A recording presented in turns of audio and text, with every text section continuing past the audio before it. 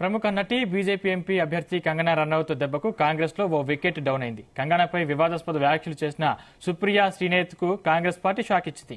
తాజాగా విడుదల చేసిన లోక్సభ అభ్యర్థుల జాబితాలో ఆమెను పక్కన పెట్టింది. 2019లో ఉత్తరప్రదేశ్లోని మహారాజ్ గంజ్ నుంచి సుప్రియా శ్రీనేత్ పోటీ చేసి ఓడిపోయారు. తాజాగా ఆ స్థానం నుంచి పార్టీ తరపున వీరేంద్ర చౌదరి పోటీ చేయనున్నట్లు కాంగ్రెస్ ప్రకటించింది. ఎన్నికల వేళ వివాదానికి తెరతీసిన నేపథ్యంలో ఆమెను పక్కన పెట్టినట్లు పార్టీ వర్గాలు చర్చించుకుంటున్నాయి.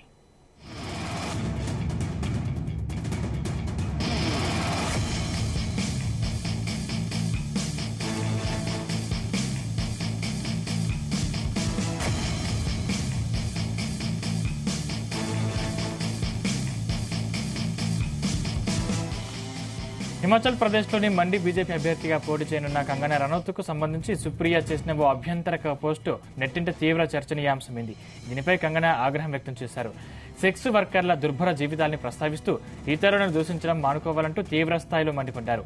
ఆ పోస్టు చేసింది తాను కాదని, తన ఫేస్బుక్, ఇన్స్టాగ్రామ్ ఖాతాల యాక్సెస్ చాలా మంది వద్ద ఉందని సుప్రియా తెలిపారు.